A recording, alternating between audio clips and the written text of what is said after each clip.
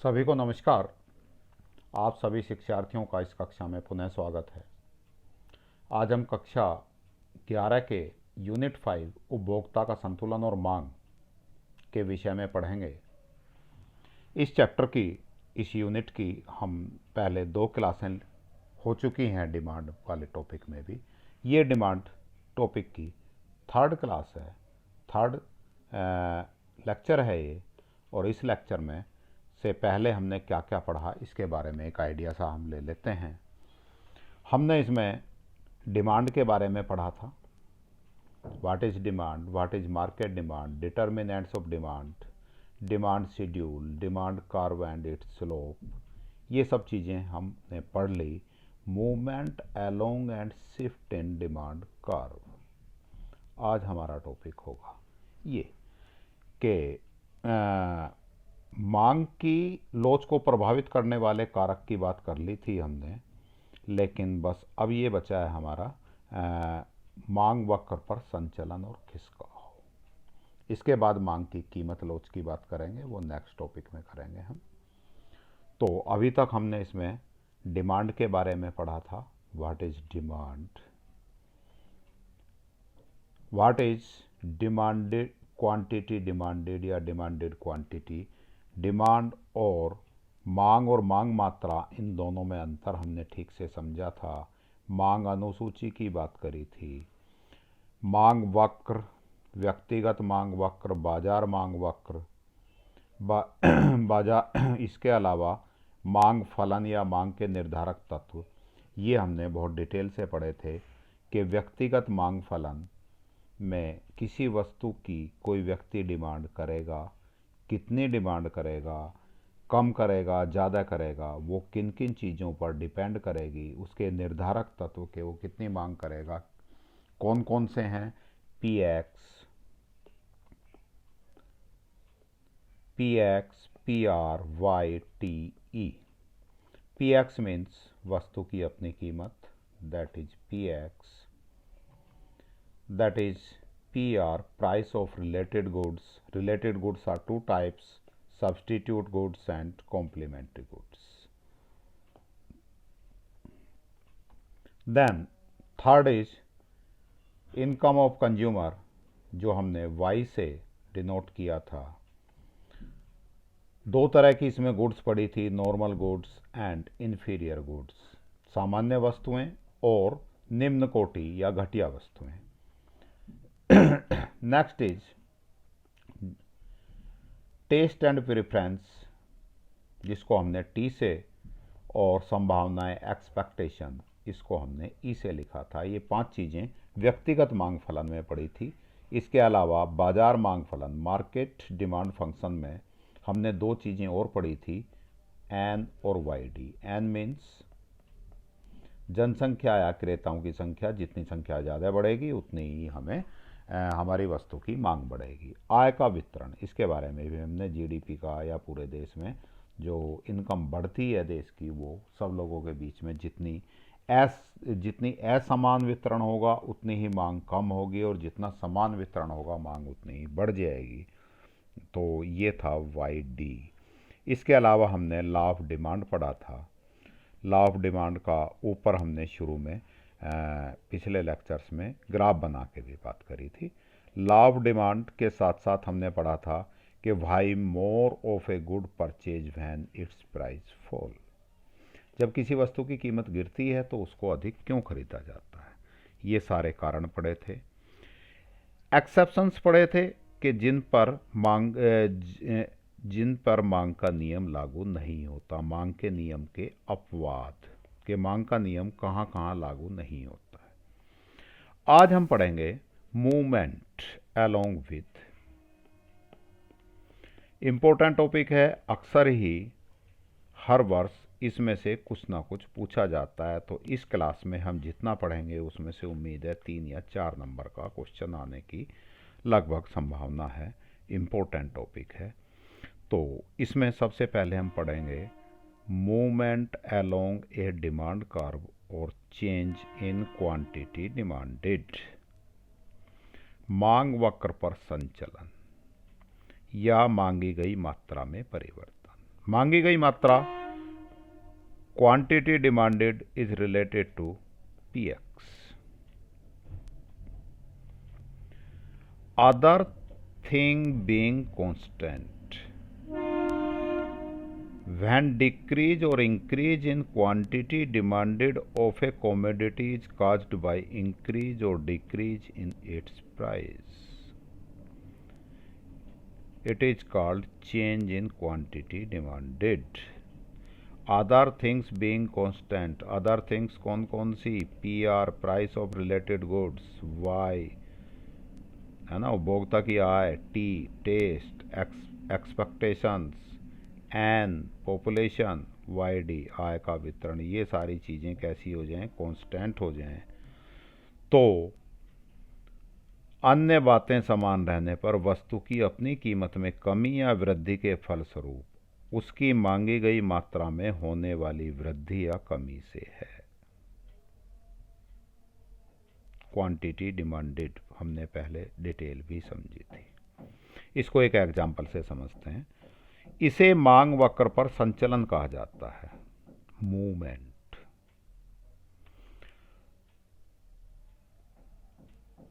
It is shown by only downward or upward movement along the same demand curve.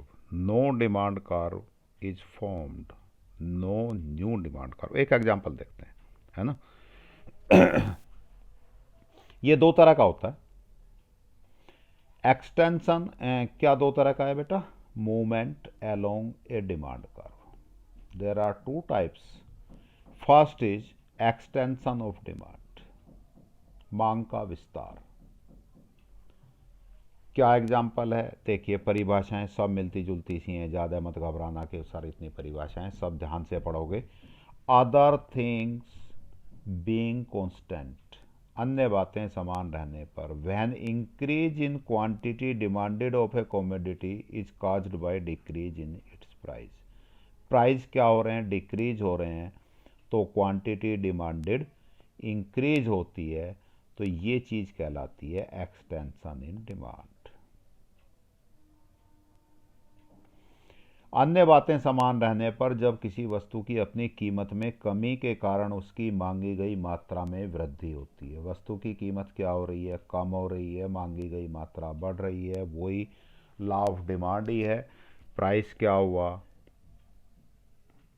कम हुआ, demand बढ़ गई, law of demand as it is. Law of demand हमने पढ़ा था and vice versa भी पढ़ा था, तो उसमें पहले वाली कंडीशन हो गई, वस्तु की कीमत कम होती है तो उसकी मांगी गई मात्रा में वृद्धि होती है, तो इसे मांग का विस्तार कहा जाता है। विस्तार मीन्स एक्सटेंशन, बढ़ गई। ये एग्जाम्पल देखते हैं। PX प्राइस ऑफ X, ये ऐसे लिखेंगे, इसको लिखेंगे हम QX क्वांटिटी ऑफ X। जब इसकी कीमत 1 रुपया थी इस वस्तु की, कितनी क्वांटिटी मांगते थे बेटा? 4 यूनिट्स की डिमांड थी। कीमत में कमी होने के कारण, अच्छा जब 4 थी कीमत,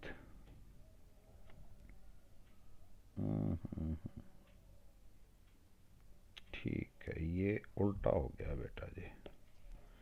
इसको एक काम करिएगा आप, मैं बना देता हूं दोबारा से।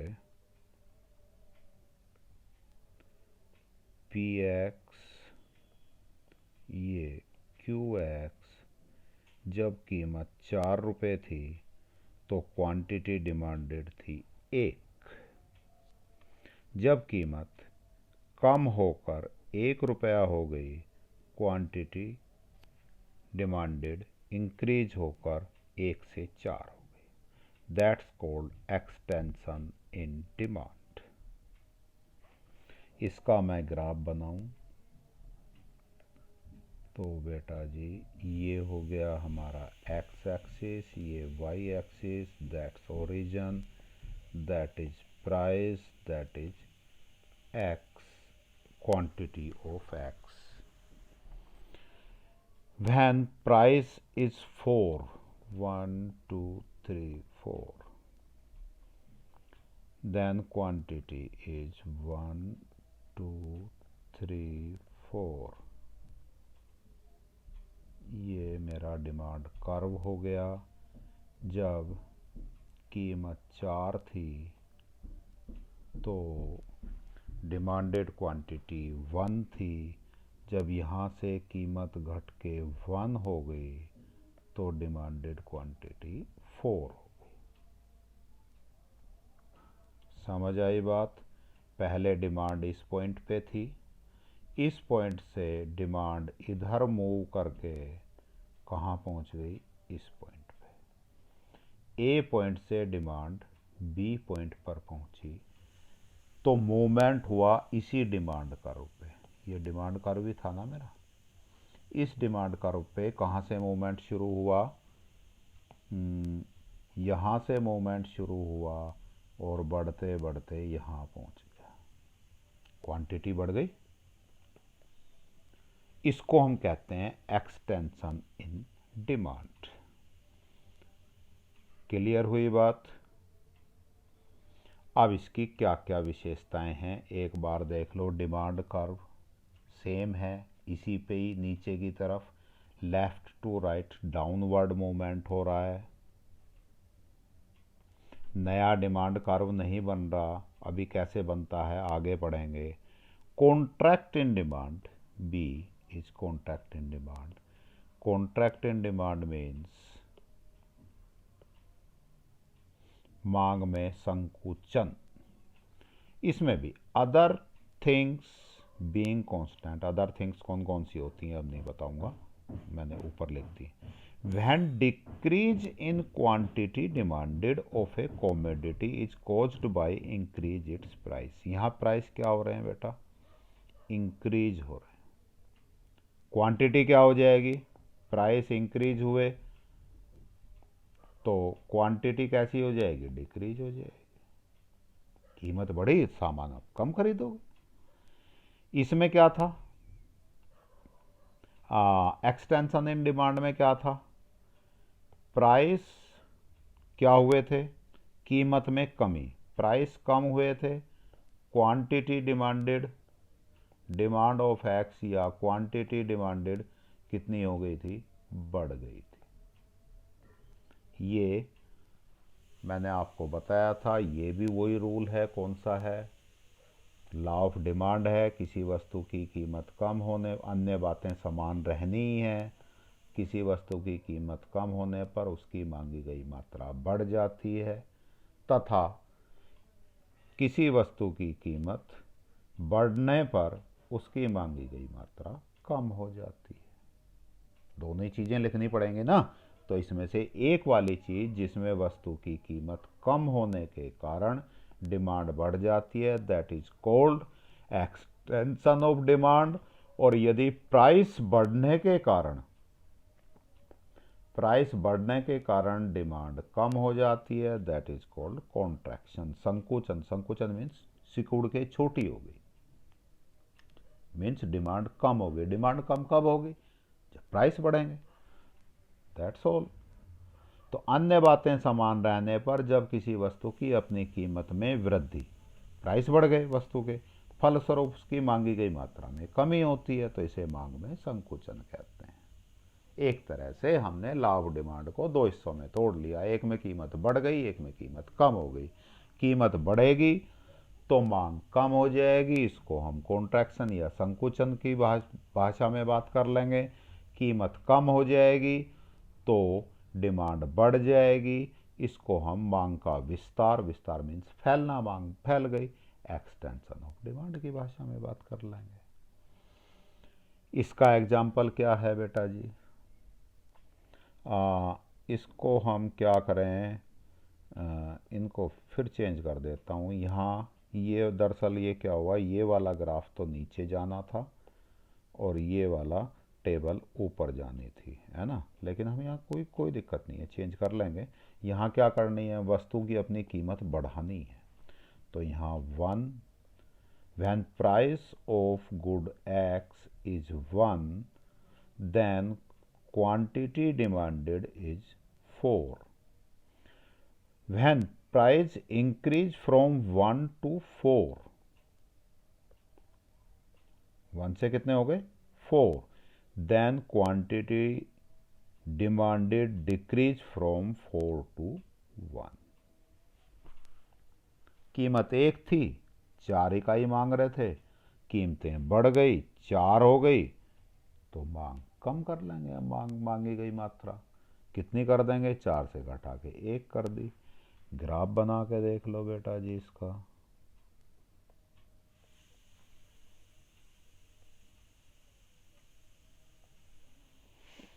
That is y, that is x, origin 1, 2, 3, 4, 1, 2, 3, 4, that is x या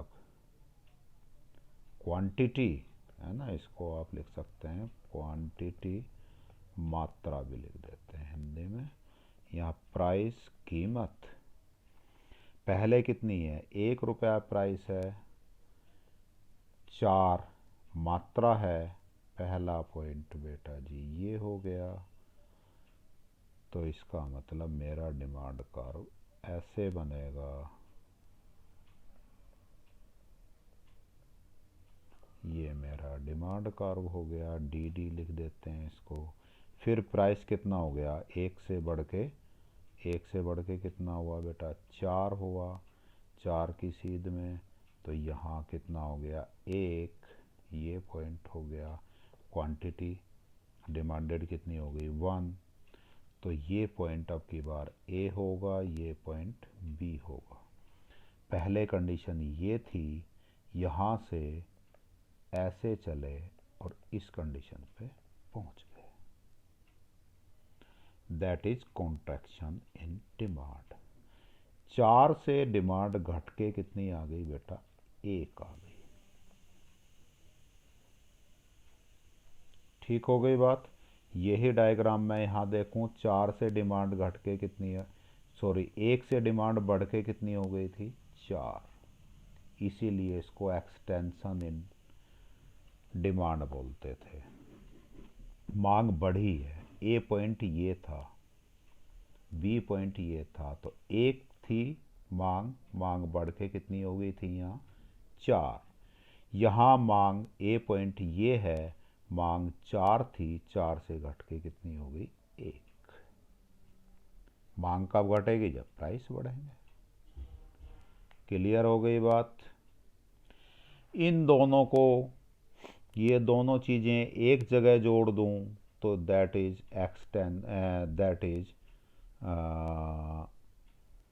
movement along the demand curve. Other things being constant, when decrease or increase in quantity demanded of a commodity is caused by increase or decrease in its price, it is called change in quantity demanded or movement along a demand। इसमें भी क्या होगा बेटा, यहाँ समझ लो, इसी परिभाषा को हम दोनों में, जब यहाँ से इंक्रीज वर्ड हम यहाँ से हटा दें थोड़ी देर के लिए, when decrease in quantity, quantity क्या हो गई, डिक्रीज हो गई। कब होगी डिक्रीज क्वांटिटी, जब प्राइस इंक्रीज होगा। तो इसको डिक्रीज हटा दूं, इसका भी सेकंड पार्ट हटा दिया, इसका भी सेकंड पार्ट हटा दिया। अब डेफिनेशन क्या बन गई, other things being constant when decrease in quantity demanded of a commodity is caused by increase in its price, that is called है। ये हटा दूं तो अब किसकी परिभाषा बन गई है मेरी, ये बन गई, क्या हो रहा है, क्वांटिटी डिक्रीज हो रही है, तो कॉन्ट्रैक्शन इन डिमांड हो गया, कॉन्ट्रैक्शन इन डिमांड। कौन सी, ये वाली बेटा, ये वाली परिभाषा। दो तरह का आता ना, कॉन्ट्रैक्शन और एक्सटेंशन इन डिमांड। और इसी में ही यदि मैं ये चीज हटा दूं, इधर का भी फर्स्ट पॉइंट, इधर का भी फर्स्ट पॉइंट मैंने हटा दिया, तो अब मेरी डेफिनेशन क्या हो गई बेटा? अब मेरी डेफिनेशन हो गई, other thing being constant when increase in quantity demanded of a commodity is caused by decrease in its price. तो ये कहलाएगी एक्सटेंशन इन डिमांड।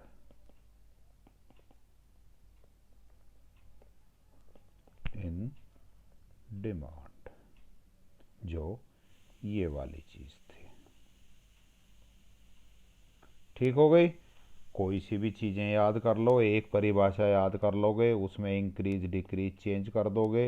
एक्सटेंशन वाली में एक्सटेंशन की याद कर लो, इसमें इंक्रीज डिक्रीज चेंज कर लो, क्या बन जाएगी? कॉन्ट्रैक्शन इन डिमांड बन जाएगी। ये वाली बन जाएगी ये वाली कॉन्ट्रैक्शन इन डिमांड। और इसको चेंज, इन दोनों को एक जगह जोड़ दोगे तो कौन सी बन जाएगी? Movement along with demand curve बन जाएगी। हिंदी में देख लो, अन्य बातें समान रहने पर किसी वस्तु की अपनी कीमत में कमी, कीमत में क्या कर रहे हैं हम? यहाँ पे कमी कर दें, और यहाँ पर कमी के फलस्वरूप उसकी मांगी गई मात्रा में वृद्धि हो जाएगी। ये वर्ड उठा लें, ये दोनों वर्ड उठा लें, तो मांगी गई मात्रा में वृद्धि हो रही है। वृद्धि होने का मतलब हो गया बेटा एक्सटेंशन या मांग में विस्तार।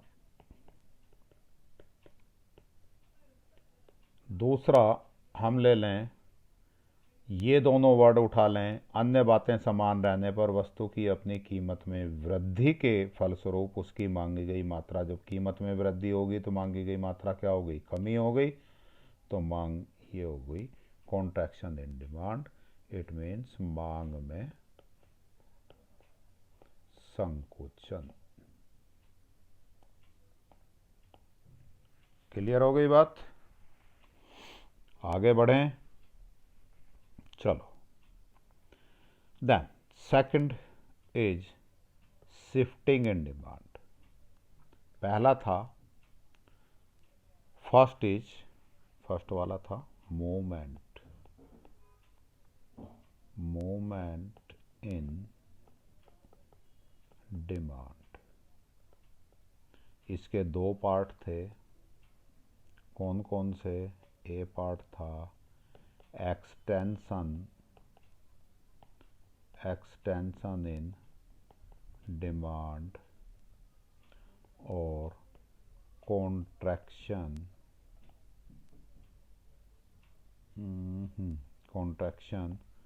In demand. ये था मांग में संचलन, ये था मांग में विस्तार, और ये था मांग में संकुचन।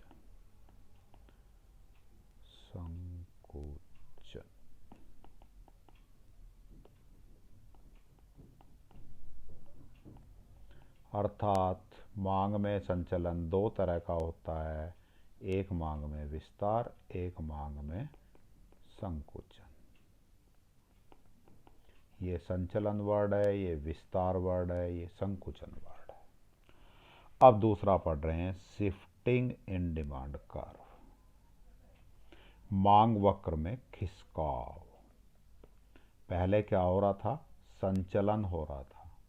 अब क्या हो रहा है? खिसकाव हो रहा है। वहां मांग मात्रा में परिवर्तन हो रहा था, यहां मांग में परिवर्तन हो रहा है। समझ आई बात? यहां वर्ड मूवमेंट था, यहां वर्ड शिफ्टिंग है। यहां संचलन था, यहां खिसकाव है। वहां चेंज इन डिमांडेड क्वांटिटी था, यहां change in only demand. Demanded quantity नहीं, वहां मांग मात्रा थी, यहां केवल मांग है। जब कीमत को छोड़कर अन्य तत्वों के कारण किसी वस्तु की मांग में वृद्धि या कमी होती है। क्या छोड़ दी हमने? कीमत। वहां क्या छोड़ रहे थे? अन्य बातें छोड़ रहे थे। अन्य बातें समान रहने पर केवल कीमत की बात कर रहे थे, अब हमने कीमत की बात छोड़ दी, अन्य बातों की बात करेंगे। अन्य तत्वों के कारण किसी वस्तु की मांग में वृद्धि या कमी होती है तो उसे मांग वक्र में खिसकाव या मांग में परिवर्तन कहते हैं। ऐसे मांग में वृद्धि हो जाएगी तो हम उसको क्या कह देंगे, इंक्रीज इन डिमांड।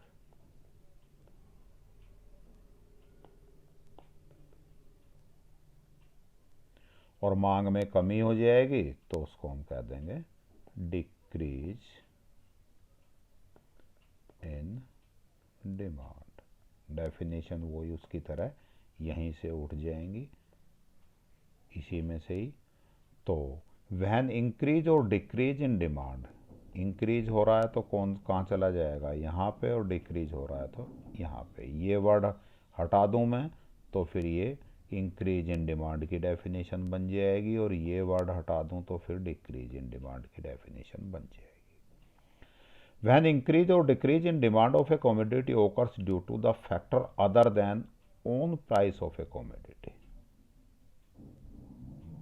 अपनी कीमत छोड़कर अन्य के कारण यदि किसी वस्तु की मांग में कमी या वृद्धि होती है तो उसे मांग वक्र में खिसकाव कहते हैं। ये भी दो ही तरह का हो गया, पहला कौन सा, इंक्रीज, दूसरा डिक्रीज। इंक्रीज इन डिमांड, मांग में वृद्धि, when demand of a commodity increase, decrease word हटा दिया ऊपर वाली परिभाषा में, due to the factors other than own price of commodity. जब वर्तमान कीमत स्थिर है, वस्तु की अपनी कीमत स्थिर रहते हुए अन्य कारणों के कारण वस्तु की अधिक मात्रा खरीदी जाती है तो यह मांग में वृद्धि कहलाती है। नया मांग वक्र दाईं तरफ बनता है, demand curve shifted to right, और फॉरवर्ड आगे की तरफ बढ़ जाएगा या राइट हो जाएगा। कैसे होता है देखते हैं अभी। यहाँ प्राइस ऑफ एक्स कितना है, 5 रुपीज़ 5, यहाँ भी 5। क्वांटिटी, कीमत में कोई परिवर्तन नहीं हुआ है, फिर भी उसकी क्वांटिटी क्या हुई, इंक्रीज हो गई बेटा। कीमत में कोई परिवर्तन नहीं हुआ, फिर भी क्वांटिटी क्या हो गई, इंक्रीज हो गई। प्राइस वो ही 5 है। ये डिमांड कर्व है, प्राइस 5 है, क्वांटिटी Q, ये प्राइस, क्वांटिटी कितनी है बेटा, 10 है। अब प्राइस फिर भी 5 ही रहता है, क्वांटिटी कितनी हो गई, 20 होगी। किस कारण से हो सकती है, मान लीजिए उपभोक्ता की आय बढ़ गई, अब पहले से ज़्यादा अमीर हो गए, हम ज़्यादा चीज़ें खरीद रहे हैं। हमारा टेस्ट बढ़ गया, सर्दियाँ आ गई, अब ज़्यादा कॉफ़ी चाहिए मुझे, या अब ज़्यादा आए गर्मी आ गई तो मुझे ज़्यादा, पहले से ज़्यादा आइसक्रीम खानी शुरू कर दी मैंने। बरसात आ गई, अब मैंगो की डिमांड मेरी बढ़ गई।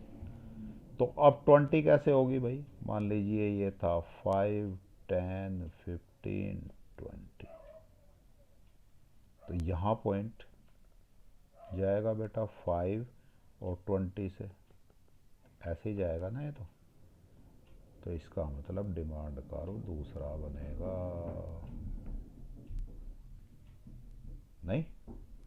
तो ये डिमांड कर्व पहला था, ये डिमांड कर्व सेकंड बन गया, नया डिमांड कर्व राइट वर्ड है ना, ये राइट हैंड साइड ही है ना, इधर जाएंगे तो राइट हैंड साइड जाएगा, तो आगे की तरफ बढ़ेगा या राइट वर्ड फॉरवर्ड होगा। तो ये demand curve right word forward हो गया, किसमें, इंक्रीज इन डिमांड में, मांग में वृद्धि। रीजन क्या क्या कारण हो सकते हैं, जैसा मैंने बताया, प्राइस ऑफ रिलेटेड गुड्स की कहानी हो सकती है, जैसे कितनी तरह की थी, 2 तरह की, सब्स्टिट्यूट गुड्स, चाय और कॉफ़ी। मान लीजिए चाय की कीमत बढ़ गई, price of tea, if the price of tea is increased then demand of coffee will increase. तो ये कॉफ़ी की डिमांड बढ़ गई, 10 से कितनी हो गई, 20 हो गई। इनकम बढ़ गई, टेस्ट बढ़ गया, एक्सपेक्टेशन बढ़ गई, पॉपुलेशन बढ़ गई, आय का वितरण बढ़ गया, कुछ भी हो सकता है। देन डिक्रीज इन डिमांड, मांग में कमी, सेम इसका अपोजिट हो जाएगा। When demand of a commodity decrease due to the factors other than own price of commodity, demand curve shift to left और बैकवर्ड। सेम यही कहानी है। ये मेरा अब बेटा ग्राफ तुमने थोड़ी सी प्रैक्टिस होगी, शॉर्ट में बनाने शुरू कर दूं। That is X, that is Y, P, that is quantity X. पहले ग्राफ डिमांड कर्व मेरा ये था, ये प्राइस 5 है, ये 20 पे यहाँ है। अब प्राइस सेम 5 रहना है, क्वांटिटी 10 पे आ जानी है, दैट इज 10 यहाँ से यहाँ। डिमांड कर्व किधर हो गया, बाईं ओर बनता है। नया मांग वक्र डी डैश, ये क्या था, पुराना मांग वक्र डी डी। देखेगा दोनों में, इसमें क्या हुआ था बेटा, इसमें पहला मांग वक्र ये था, दूसरा मांग वक्र राइट हैंड फॉर शिफ्टेड हुआ, यहाँ पर लेफ्ट हैंड शिफ्टेड हुआ। ठीक हो गई बात। किसके कारण होगा, प्राइस ऑफ रिलेटेड गुड्स। उसी तरह से चाय और कॉफ़ी, अब की बार चाय की प्राइस में क्या हुआ, कमी हुआ, तो कॉफ़ी की डिमांड भी, कॉफ़ी की डिमांड कम हो जाएगी, that is decrease in demand. उपभोक्ता की आय कम हो जाए, टी टेस्ट कम हो जाए, सर्दियां आ गई, आइसक्रीम में टेस्ट ख़त्म हो गया, अब मैं कॉफ़ी की तरफ ही शिफ्ट हो गया या आइसक्रीम की मांग कम कर दी। भविष्य में संभावनाएं रेट गिरने की है तो अभी डिमांड कम कर दी, पॉपुलेशन कम हो गई, आय का वितरण असमान हो गया, इन सब के कारण। अब देखिएगा आप, इनमें से किसी में भी आपसे अंतर पूछ लेते हैं, तो मैं थोड़ा सा इसको एक बार समराइज करूं इन चीज़ों को। तो हमने दो चीज़ें पढ़ी। पहली चीज़ मूवमेंट इन डिमांड, मांग में संचलन। दूसरा पढ़ा हमने शिफ्टिंग इन डिमांड, मांग में खिसकाव। इसमें नया मांग वक्र बना था, है ना, ऐसे बनाया था ना हमने, या ऐसे बनेगा, या तो आप इसमें खिसकाव में कैसे मांग वक्र बना था, एक मांग वक्र ये था, यहाँ से यहाँ शिफ्ट हुआ था, इसमें क्या हुआ था, यहाँ से यहाँ शिफ्ट हुआ था। यहाँ मांग वक्र कैसा बना था, एक ही मांग वक्र था, नया मांग वक्र नहीं बनता, इसी पे यहाँ से यहाँ शिफ्ट हुआ था या यहाँ से यहाँ शिफ्ट हुआ था। यही कहानी थी। जब ये मांग में क्या था, विस्तार था, एक्सटेंशन इन डिमांड, मांग में विस्तार। ये क्या था, मांग में संकुचन, कॉन्ट्रैक्शन इन डिमांड। ये वाला क्या था, मांग में वृद्धि, मांग बढ़ गई थी, 10 से 20 हो गई थी, इंक्रीज इन डिमांड। ये वाला क्या था, मांग में कमी, decrease in demand. It means मांग, movement in demand are two types. Number 1 मांग में विस्तार, नंबर 2 मांग में संकोचन। Shifting in demand are also two types.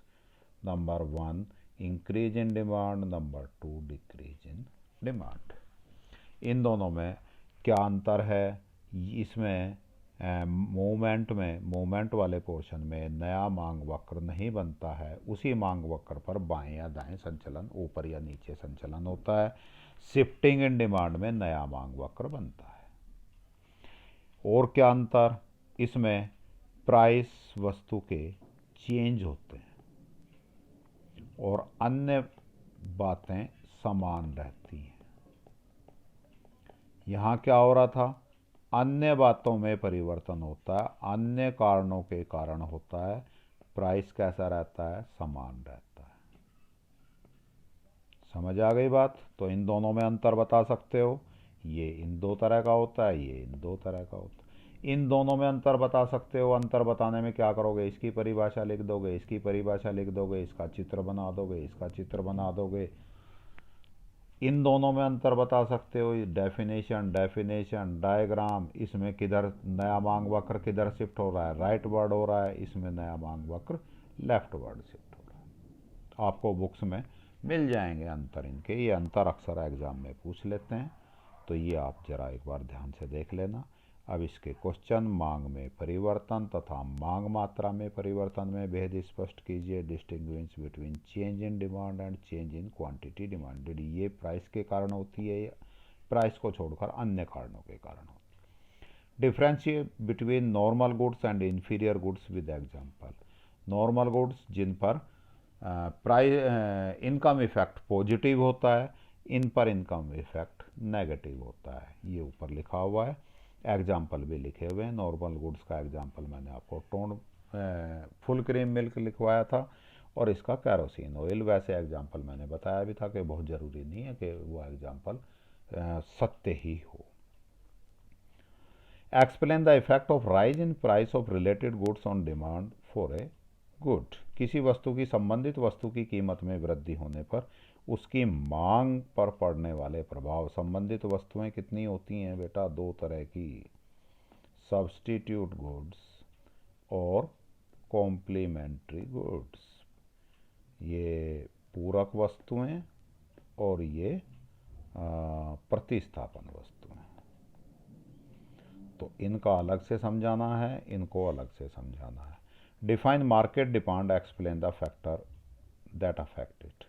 बाजार मांग को प्रभावित करने वाले कारकों का, कितने कारक? 7 कारक। कौन कौन से? P R, P X, P R, Y T, E, N, Y D. ये सारे एक्सप्लेन करने हैं। मांग में कमी कौन सी? Decrease in demand. मांग में संकुचन, कॉन्ट्रैक्शन इन डिमांड के बीच में अंतर स्पष्ट कीजिए। अभी बात करी थी हमने। किस किस के बारे में पूछ रहा है ये बेटा पूछ रहा है मांग में कमी, और दूसरा क्या पूछ रहा है बेटा? मांग में संकुचन, कॉन्ट्रैक्शन इन डिमांड। ये वाला देखो, ये इस क्वेश्चन का आंसर मैं आपको बता देता हूँ। क्या लिखना है? मांग में कमी वस्तु की कीमत समान रहते हुए अन्य कारणों के कारण यदि किसी वस्तु की मांग घट जाती है तो उसे मांग में कमी कहते हैं, है ना? ऐसे लिख लोगे बीच में, इधर मांग में कमी और यहाँ कमी, और यहाँ क्या था? संकुचन। तो कमी में क्या, पहला पॉइंट क्या लिखोगे कि किसी वस्तु की कीमत समान रहते हुए यदि अन्य कारणों के कारण उस वस्तु की मांग घट जाती है तो उसे मांग में कमी कहते हैं। फर्स्ट पॉइंट, इसका फर्स्ट पॉइंट क्या लिखोगे? अन्य कारण समान रहते हुए, अन्य कारणों को कांस्टेंट करते हुए यदि वस्तु की अपनी कीमत में संकुचन हो रहा है बेटा, कम हो रही है डिमांड, तो कब होगी? कीमत में वृद्धि होगी। अपनी कीमत में वृद्धि के कारण यदि किसी वस्तु की मांग मात्रा में कमी हो जाती है और उसको मांग में संकुचन। दोनों की डेफिनेशन होगी। इसमें सेकंड आप लिखोगे नया मांग वक्र किधर बनता है? लेफ्ट साइड में। इसमें क्या कहोगे? मांग वक्र नया नहीं बनता, उसी मांग पर संचलन होता है फ्रॉम राइट टू लेफ्ट, या अपवर्ड मूवमेंट होता है। ऊपर की ओर संचलन होता है। तीसरे में यहाँ डायग्राम बना दोगे, यहाँ भी डायग्राम बना दोगे, 3 अंतर हो गए, 3 से ज़्यादा आपसे पूछने वाले हैं भी नहीं। Explain the law of demand with the help of diagram. Law of demand बहुत अच्छे से तुम्हें समझ आ गया होगा, कर लेना। तो आपका ये डिमांड वाला चैप्टर कंप्लीट हो गया। अब इसमें केवल बचा है आपका, क्या बचा है वो नई है, उसमें पढ़ेंगे elasticity of demand, price elasticity of demand. ये वाला टॉपिक अभी, इसमें न्यूमेरिकल क्वेश्चंस भी हैं, वो हम बाद में करते हैं। चलिए आज यहीं पे हम अपना चैप्टर ख़त्म करते हैं। तो आप सबने मेरी बातें ध्यान से सुनी, आपको उम्मीद है अच्छे से समझ भी आई होंगी। इसके लिए आपका धन्यवाद। Have a good day. आपका दिन शुभ हो।